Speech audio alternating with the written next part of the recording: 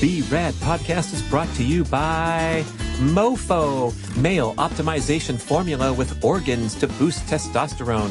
B.rad's macadamia masterpiece, mind-blowing nut butter blend, now offered on Amazon. Chili Technology, temperature-controlled mattress systems for a good night's sleep. InsideTracker.com, offering blood, DNA, and fitness tracking data all in one place. And Organifi, whole food organic superfood supplements and drink blends. And please visit the shopping page at bradkearns.com for my personal selection of favorite products for health, fitness, and peak performance with great discounts for listeners. Here we go with the show. By and large, we're quite adaptable. We can do really well on a variety of diets, so we have to figure out what works for us personally. I would put the dry fast in the extremely advanced, don't try this at home category, and probably something not even to consider until you're well down the road with exploring deep into the world of fasting and how your body responds. So someone who's in decent shape, but that's not a ton to ask right there, is it? You should be able to run 4 laps or a mile down the bike path with your fancy watch that tracks distance.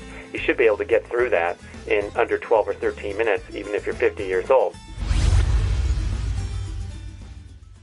Okay, time for Q&A. Listeners, what do you say? We have some great questions today. Thank you so much for writing in to podcast@bradventures.com.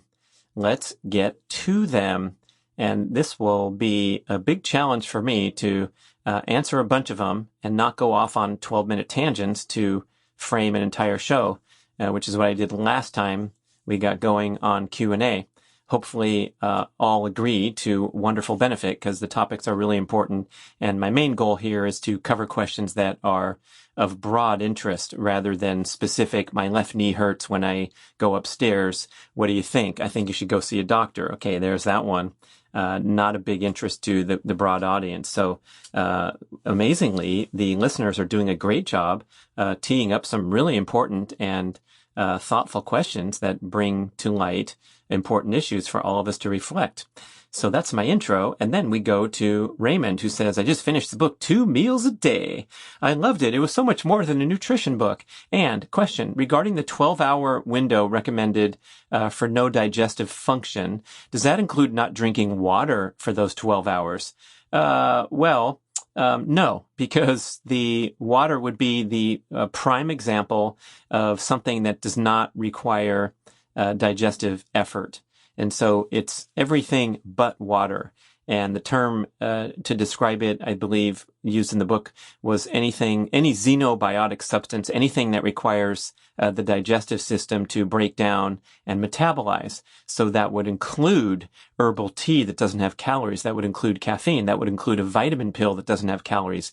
All these things require digestive function, and they turn on the digestive system, thereby turning on your clock for purposes of time-restricted feeding and time-restricted digestive function. So the research from Dr. Panda at UC San Diego, talking about time-restricted feeding and the health benefits and the critical importance of giving your digestive system in general a break every day. That's where we get this 12-hour maximum time window for digestive function each day. So you do not want to activate digestive function on a longer time frame than that. This was an interesting one because a lot of people were tripped up, including myself, including Sisson, where we're looking at our daily pattern. And let's say you're up in the morning at 7 a.m. with a bag of herbal tea and you're drinking that thing and doing your crossword puzzle. And then at 8:30 p.m., you're having 2 squares of 85% dark chocolate as you enjoy evening leisure time. Oops, you just busted outside of the 12-hour window, even though the herbal tea didn't have any calories and even though you might not have eaten anything until 12 noon as a devoted fasting person in the 16-8 window. But you lit up your digestive system in the morning when you first consume the tea or swallowed the pill or whatever. Now, I don't want people to get too fixated on this and the fact that you're going outside of your 12-hour window for a couple squares of dark chocolate in the evening and a bag of tea in the morning. In the grand scheme of things, is completely minimal, right? But it's just something to think about, especially the idea of toning down digestive function in the evening. And so it's now being more and more established that all organs in the body, including the digestive organs, are very strongly aligned to your overall circadian rhythm. We usually think of circadian rhythm in terms of light and dark cycles and sleeping and waking up, but the liver, the digestive tract, even the heart, lungs, the muscles, there's a good time to exercise. There's an inferior time to exercise when your body's less adaptable to exercise. All these things are strongly tied to circadian function. And so the digestive tract is preferring to rest when it gets dark outside. So if by as well as you can, try to get the majority of your calories before it gets dark. Now, if you're in Stockholm or Edmonton or New York City in the wintertime and it gets dark at 4:45 and you're usually sitting down with the family and trying to enjoy your life and having dinner at 6:30 or 7 p.m., that's going to be okay. We'll live to see another day, but as best you can, try to put those meals earlier in the evening and allow for a nice period of winding down in concert with the setting of the sun in your environment year round. So that means in the summer, yes, you can get away with late summer evenings by the swimming pool and having a picnic or a barbecue, and you're not finishing eating until 8:45 p.m., whereby in the winter it's been dark already for 5 hours. That's going to be a little different and a little more of a health objection. So aligning your sleep habits with your circadian rhythm as well as your digestive habits. So that was Raymond's question. Does that include not drinking water for 12 hours? No, it doesn't. So if you need to sip some water as soon as you wake up or before you go to bed, we're not counting that on your clock. As an interesting aside, they have some studies on dry fasting. It's now become a popular biohacking category where not only are you not consuming calories, you are not even drinking water. So you're providing a hormetic stressor to your body, and in turn, the body responds with this kind of optimal stress response, optimal fight or flight stimulation due to the stressful nature of lacking water and calories, and you're getting these purported benefits. And some of the research has showed that this spurs fat loss, this spurs improved glucose tolerance, has an anti-inflammatory effect, and there's a lot of data from Ramadan, the Islamic holiday, where people are not consuming food or drink until sunset for 40 days. So that's a big deal. And the Ramadan observers come out pretty well with the research. I remember the great runner El Garouj from Morocco talking about how he was trying to train through Ramadan and having kind of a tough time. And if my memory serves me, I believe there was a lot of food and drink consumed as soon as that sun went over the mountains. The guy who's done, 12 times 400 meters in 54 seconds with a 200 jog recovery, that guy wants to go rehydrate and refuel. So funny stuff there. But I would put the dry fast in the extremely advanced, don't try this at home category, and probably something not even to consider until you're well down the road with exploring deep into the world of fasting and how your body responds, and certainly drinking and hydrating appropriately for the duration of whatever fasting you're experimenting with. That said, the word fasting is often misused, and grammatically it means not consuming any calories, right? So when you hear people talk about their juice fasts or their brown rice fast or this kind of fast or that kind of fast, a kale smoothie fast, that's not really fasting. And so let's reserve the use of the word for times when we're not consuming calories. Okay, we all agree. Thank you very much. Okay, here is the next one. oh, we're moving at such a pace. And this comes from Scott with a nice, long, reminiscing of his days back in triathlon times as a former Hawaii Ironman. I have your old book, Scott says, Breakthrough Training. Yes, it's now been re-released on Amazon. So if you want a really fun triathlon book, if you're into the multi-sport scene, it's called How to Improve Your Triathlon Time. Go search for it on Amazon. Yeah. Get it? It's a double entendre title. Oh, isn't that cute? Thank you. So Scott is talking about how he remembers the valley of fatigue from overtraining in triathlon days. Now he's 55. I would try to train like all my old heroes back in the day, Pig Molina, Tinley, Mark Allen, the incredible Germans that trained their butts off every single day. It was amazing what some of these top athletes were capable of doing. And now he comes to a few questions. Do you really think keto is the way to go these days? I have the books that you and Sisson have written, and I'm wondering how that lines up with a bunch of other things. One of them would be doing endurance training and trying to be keto. Dave Scott seems to have made that jump, Scott writes. And yeah, Dave Scott talks a lot about the benefits of this ketogenic diet. So that's interesting because he was the carb king of the planet when he was winning the Hawaii Ironmans. And then he also wants to ask about reconciling with information from people like our buddy Rip Esselstyn and his Engine 2 diet. So Rip is the plant strong guy, and he strongly advocates the plant-based approach to eating.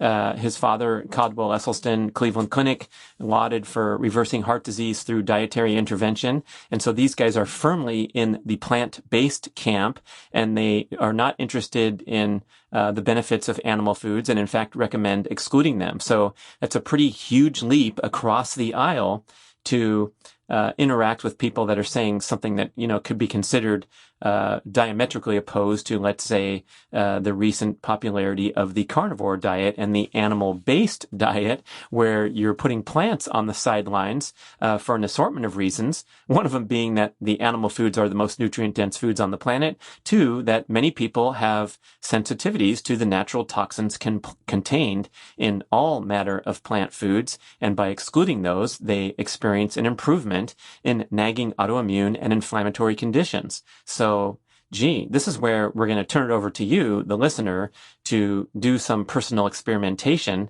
and do some of your own research and critical thinking and open-mindedness to see what seems sensible to you.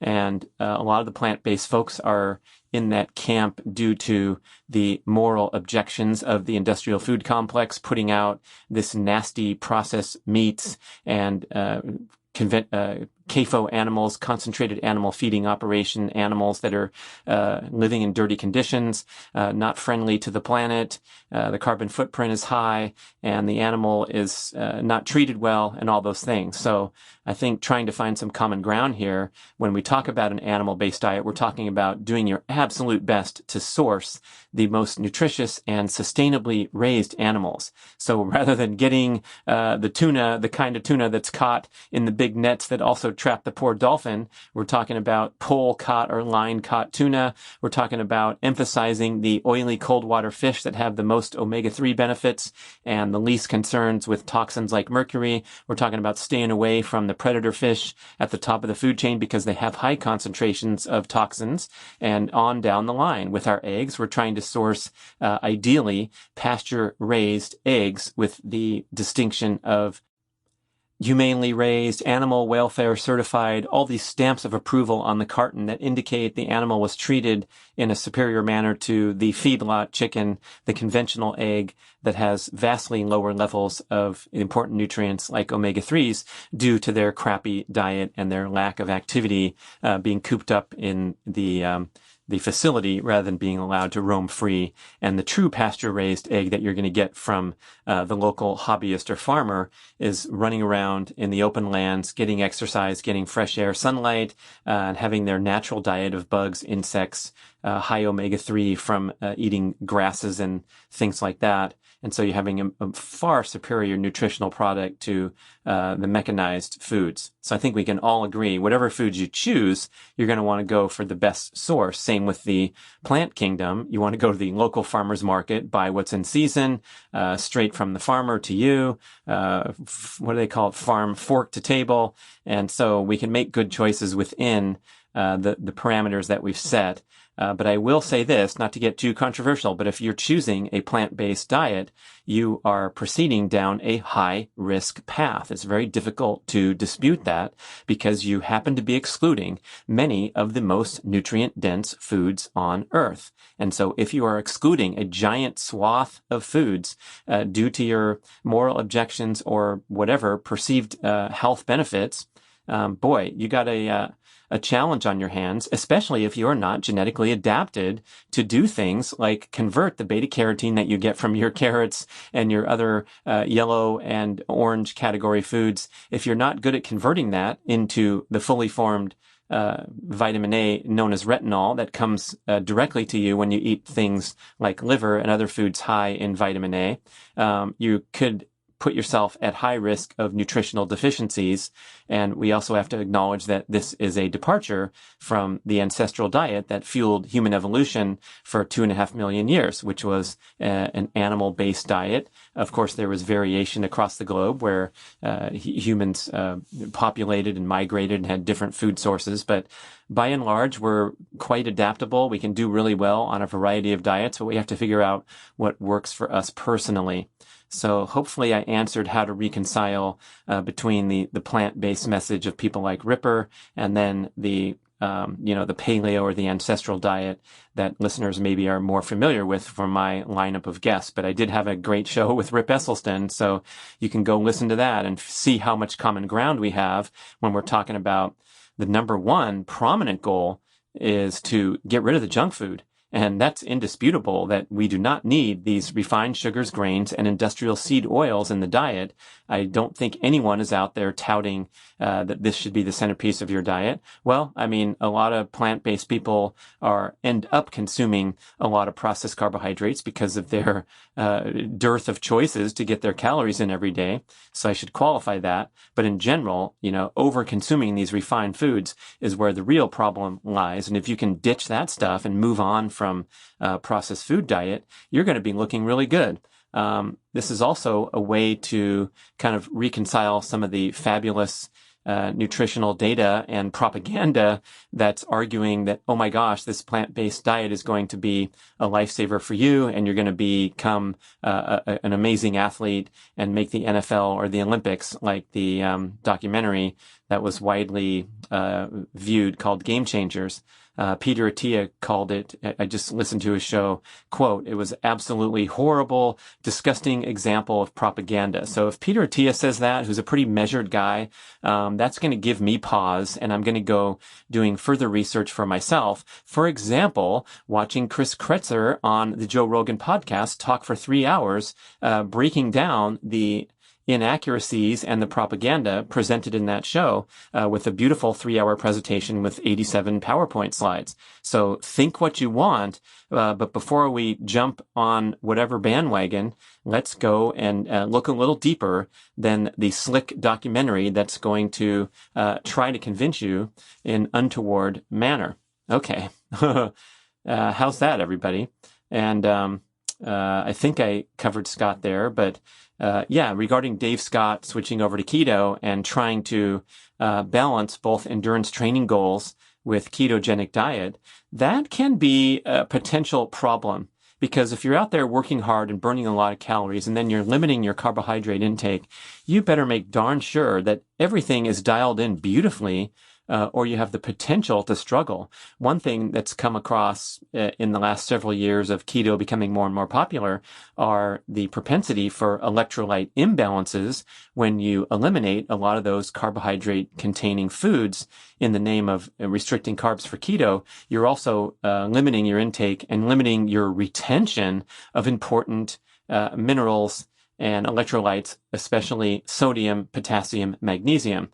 That's why the guys at LMNT Rob Wolf, Luis Villaseñor make this wonderful product, these little packets where you're getting a huge dose of electrolytes and sodium to help keep things right if you do make a major dietary transition. So if you're going to go keto, you sure as hell better get your electrolytes dialed. You better eat sufficient amounts of the nutrient-dense calories that are going to fuel your training in the absence of whatever carbs you're removing from your diet. So like Dr. Tommy Wood said on his show, he counsels his athletes to eat as much nutritious food as possible until they gain 1 pound of body fat and then turn the dial down a little bit. And he made the great one-liner talking about reviewing the food diaries of his athletes. And someone will say, breakfast, 2 eggs and half an avocado. And Tommy's quip back was, hey man, eat a real breakfast. Make it 6 eggs and a full avocado. Because again, if you're in this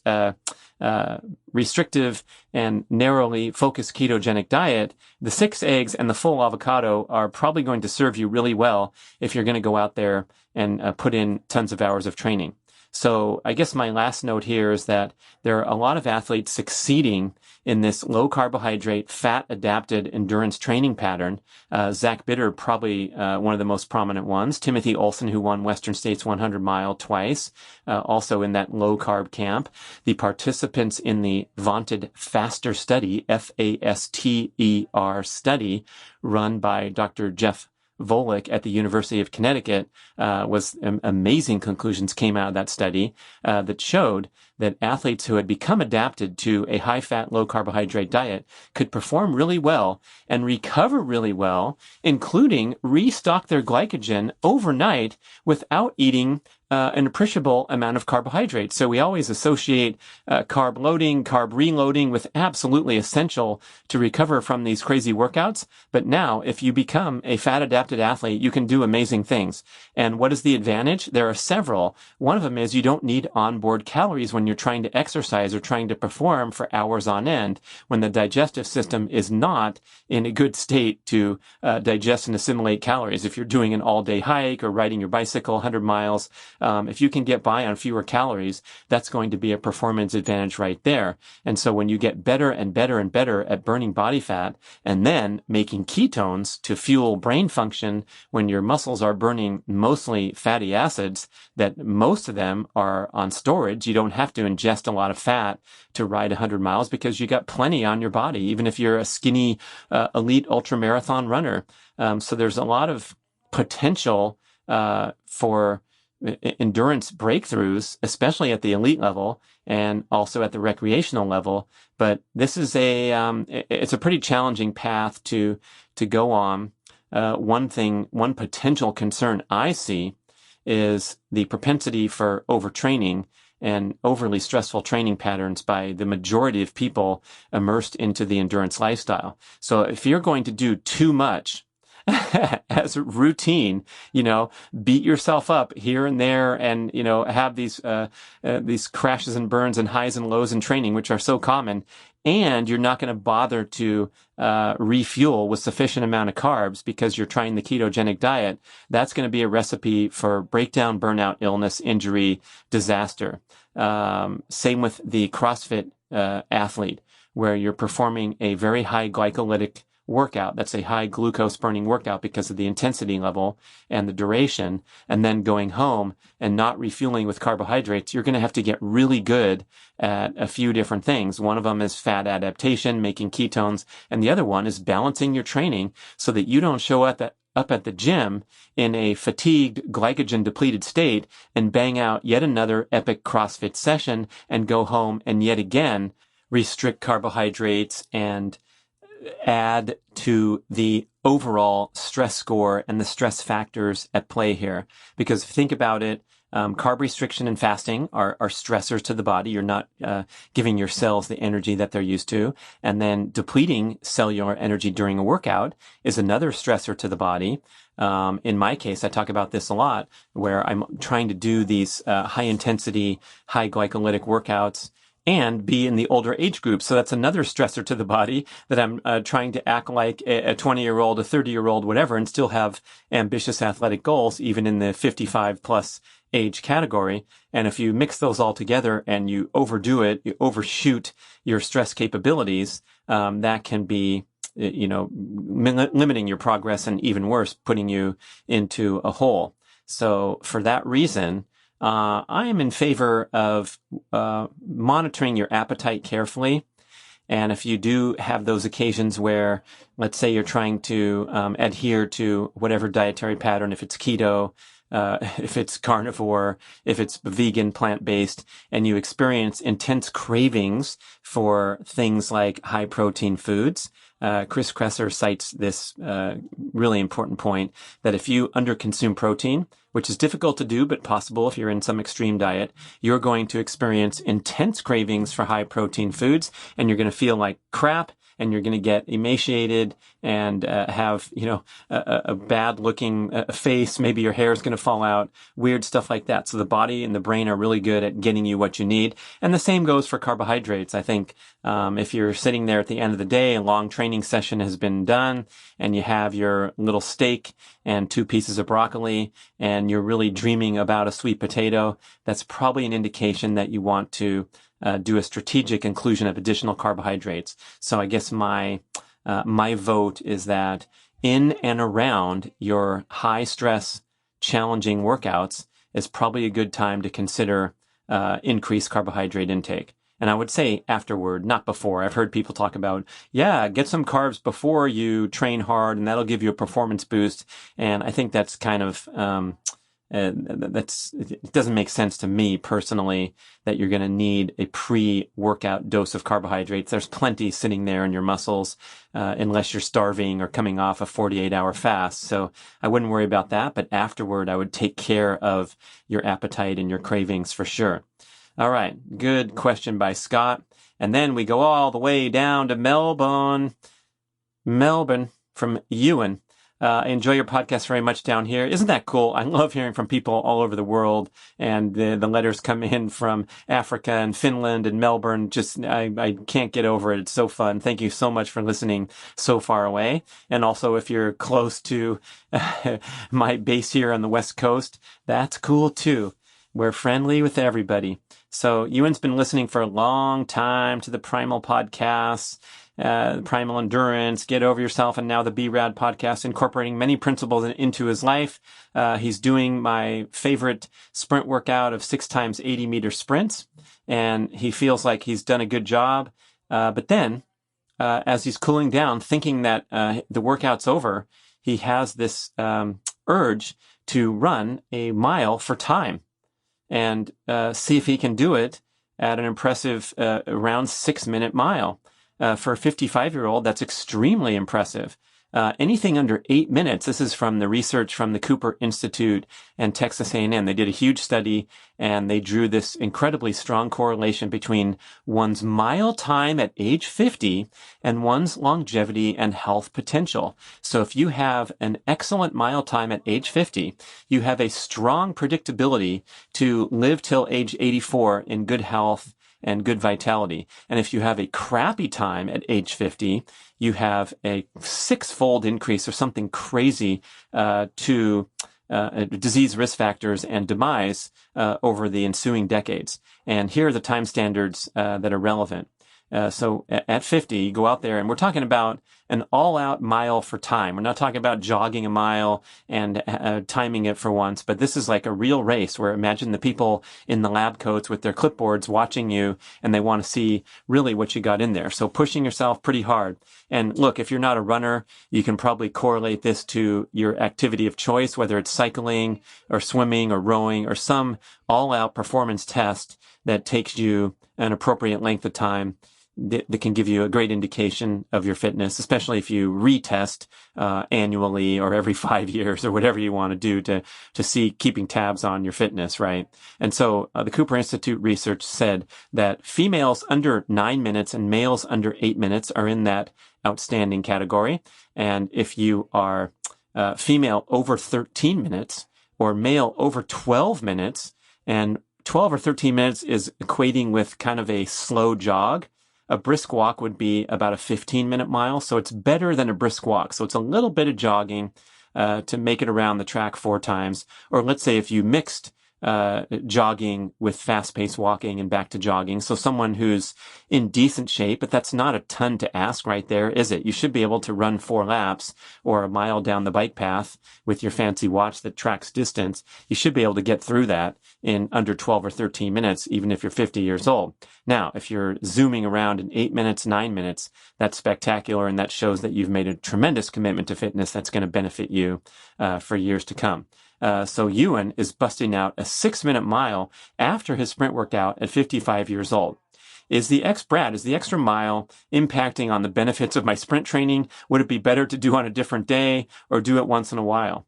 Well, that's a pretty fantastic workout is my answer. And I think, you're putting this into the category of a high intensity sprint workout. So you do your sprints, you run your mile, you're 55 years old. I wouldn't complain about anything. I'd say that's pretty fantastically awesome. And I aspire to go out there and put in another mile time trial myself. I haven't done it in several years. And I remember coming right in at 6 minutes. This is a few years ago now. And the funny thing for me was it felt like 4:47 did back in the old days. I mean, I was up on my feet. My stride was excellent. My power was good. I didn't die. I was strong all the way through the finish. And I'm like, yeah, that was a 4:47. I look at my watch. It says 6 minutes. I'm like, what the heck are you talking about? It doesn't make sense. But such is the way that fitness works, where your perceived exertion is still high, your perceived performance level, but the watch doesn't lie. So I would say keep up the good work, Ewan. And finally, another follow-up question from him. I've recently started taking MoFo, and you've also motivated me to eat some slices of raw liver with salt, and it actually tastes quite good.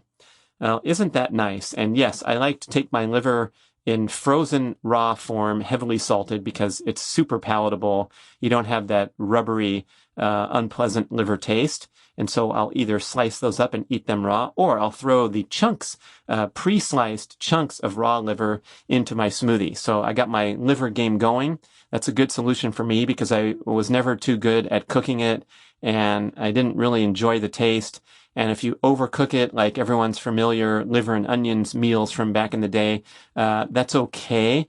But remember that you're losing out on a lot of the nutritional benefits if you cook the heck out of liver versus eating a slice of raw liver. Now, eating raw liver comes with a slight risk of foodborne illness, just as consuming raw egg yolks that also go in my smoothie. So I'm going to qualify this here and make a disclaimer that I shouldn't even recommend something like that unless you decide to do it for yourself. But I'm giving you the factual information that a raw piece of liver or a raw egg yolk has vastly more nutrition before it gets cooked. So that said, if you're going to do something crazy like consume raw liver, be sure that you source grass-fed liver product, because we want to stay away from that animal that was raised in the concentrated animal feeding operations, fed hormones, pesticides, and antibiotics. We know that the liver is the control tower for all manner of metabolic function and distribution of nutrients into the bloodstream. So guess what? That's what makes liver the number one most nutritious food pound for pound on the planet. And it also makes liver a place where toxins and impurities can be concentrated. A lot of people confuse this to think that liver is a nasty thing to eat and you should never touch it because of all the toxins that are in the liver. And it's also the place where the most nutrition is concentrated. But you do want to source good quality liver that's going to be free from some of those objections that we see from the feedlot animals. And I'm also writing back in detail to Ewan that not only do I take 6 to 12 pills of MoFo every day, but I'm probably taking 12 to 18 assorted other pills from assorted other ancestral supplements products. I like the prostate, I like the lung, I like the blood vitality, and this stuff has become super popular. You can learn all about them. Just go to my shopping page and click on the link. You get a 10% discount for putting in B.rad10 as the code.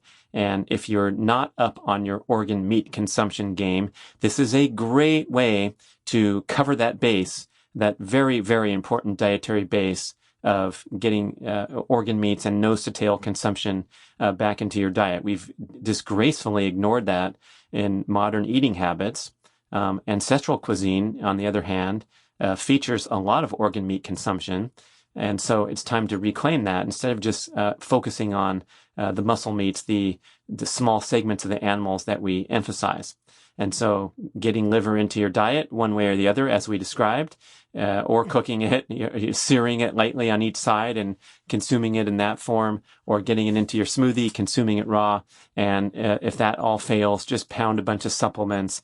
And these really are the best multivitamins you could ever consume because they're in the exact bioavailable form from the animal. They're completely unprocessed. There's no additives, no other agents in there except for the grass-fed cattle from New Zealand, completely pure, and the organ in question that they're putting into the capsule. And so, yeah, that's a plug right there. That's a commercial in the middle of the show, but I'm pretty enthusiastic about it. And I believe for some reason since 2019, I've had some great improvements in an assortment of health, fitness, and lifestyle markers, specifically not requiring afternoon naps so desperately on so many days, recovering faster from workouts, being able to perform at a higher level. You can see my morning routine, which is getting more and more difficult, and I have no problem doing that every day. I wasn't in such a groove prior to now. It's been 3 or 4 years where I've had a kind of a burst in performance, and I attribute that to numerous things. One of them is this aggressive consumption of the organ capsules. So I'm really high on this. I feel like I'm really covering all my nutritional bases and minimizing the chances of developing nutritional deficiencies, which I do believe I have suffered from in the past, despite my careful attention to healthy eating, because the athlete asks a lot from their body. It's easy to get deficient. It's easy to get broken down, especially as you continue to perform into the higher age groups. So all those listening in the higher age groups or still have athletic goals, like the wonderful Ewan down in Melbourne, you got to pay close attention to your eating habits and do everything you can to kind of throw in some of these performance supplements that have been proven to be really helpful. So for me, not even that I was asked this question, but I'm mentioning my devotion to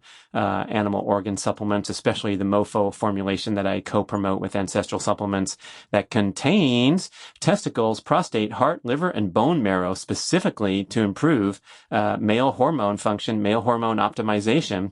That's my go-to, of course, my favorite, and then a bunch of other ones that I mentioned, and also getting that raw liver into the diet, the egg yolks from my super nutrition smoothie, and then some other favored products that I've been taking on a consistent basis are collagen at the behest of Mark Sisson, taking 20 to 30 grams of that every day for the rest of my life because collagen breaks down as we age. Dr. Kate Shanahan places such tremendous importance on this that she contends that your collagen health, your connective tissue health, is directly correlated with your longevity. And unfortunately, we build most of those building blocks in the first 20 years of life. So if you were born before 1950, she had a great insight in one of our shows. And we ate real foods back then before kind of the mechanization of food and the processed food that came after the World War. If you had that stability to get really collagen-rich foods and a varied diet when you were young, it will benefit you the rest of your life. If you were born after 1950 and grew up on TV dinners and space food sticks and all the crap that came into, especially the standard American diet, the emergence of fast food and all those things, you're fighting against that clock. And so here, as we get over 30, 40, 50, 60 years old, supplemental collagen peptides can be a huge help. Research shows that these molecules have a heliotropic effect in the body. They go to the areas where they're needed most. So if you have a raggedy-taggedy Achilles tendon from frequent injuries dating back years, and it still feels tight and stiff a lot, and it gives you trouble, and you consume supplemental collagen, the collagen will go to support the connective tissue in that area of the body where it's been identified to be frayed or inflamed or imperfect. Isn't that interesting?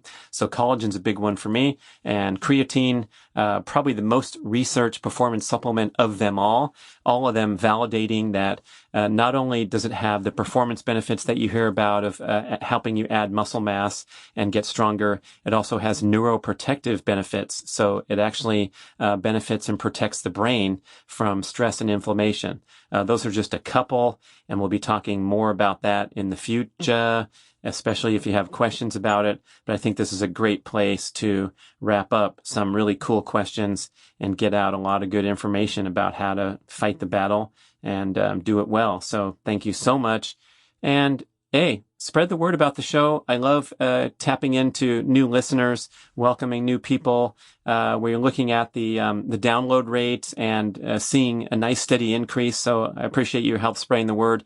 And we're also seeing people going into the archives and listening to some of the favorite shows. And those are living forever, accessible at all times. And a couple recent recordings that I did with Jake Steiner about some of my favorite highlights. And then we're also publishing some more highlight clips from past shows. So hopefully that'll inspire you to go back and look at stuff that you missed that's still super relevant and interesting, even if it was recorded a year ago or 2 years ago. So that's that. Have a nice day. Ba-ba-dum-bum-bum. Thank you for listening to the show. I love sharing the experience with you and greatly appreciate your support. Please email podcast@bradventures.com with feedback, suggestions, and questions for the Q&A shows. Subscribe to our email list at bradkearns.com for a weekly blast about the published episodes and a wonderful bi-monthly newsletter edition with informative articles and practical tips for all aspects of healthy living. You can also download several awesome free ebooks when you subscribe to the email list. And if you could go to the trouble to leave a 5 or 5-star review with Apple Podcasts or wherever else you listen to the shows, that would be super incredibly awesome. It helps raise the profile of the B.rad podcast and attract new listeners. And did you know that you can share a show with a friend or loved one by just hitting a few buttons in your player and firing off a text message? My awesome podcast player called Overcast allows you to actually record a soundbite excerpt from the episode you're listening to and fire it off with a quick text message. Thank you so much for spreading the word. And remember, be rad.